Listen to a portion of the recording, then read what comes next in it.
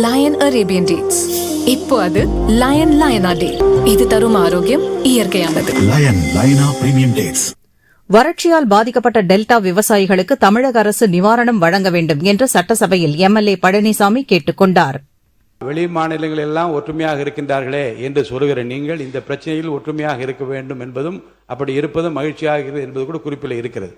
ஆக 3 இடங்களிலும் உங்கள் எதிர்ப்பை தெரிவிக்காத நீங்கள் இப்போதும் அதை பற்றி பேசுவதற்கு நான் அனுமதிக்க மாட்டேன். ஏன்னால் ஏற்கனவே ஏகமனதாக ஒரு தீர்மானம் நிறைவேற்றப்பட்டிருக்கு. அதை பற்றி பேச வேண்டாம். அடுத்த கருத்து, இப்போது நீங்கள் கொடுத்திருக்கிற 55 விதியின் கீழ் கொடுத்திருக்கிற கவன ஈர்ப்பு தீர்மானத்தை மட்டும் பேசுங்கள்.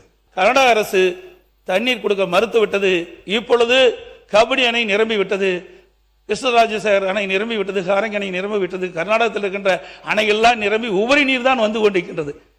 ஏற்கனவே ஒவ்வொரு ஆண்டும் டெல்டா மாவட்டத்தில் இருக்கின்ற விவசாயிகள் குறுவை சாகுபடி செய்வார்கள். அதே போல இந்த ஆண்டும் கிணற்று தண்ணீரை நம்பி அவர்கள் டெல்டா மாவட்ட விவசாயிகள் பயிர் நடவு செய்தார்கள். தண்ணீர் பற்றாத காரணத்தினால் சுமார் 2 லட்சம் ஏக்கர் பயிர் செய்தார்கள். அதில் 1 லட்சம் ஏக்கர் தண்ணீர் இல்லாமல் வறண்டு காய்ந்து சேதமடைந்து விட்டது. அப்படி சேதமடைந்த விவசாயிகளுக்கு இந்த அரசு உரிய அதிகாரிகளை அனுப்பி கணக்கிட்டு பாதிக்கப்பட்ட விவசாயிகளுக்கு உரிய நிவாரணம் அளிக்க வேண்டும் என்று கேட்டு அமர்கின்றேன்.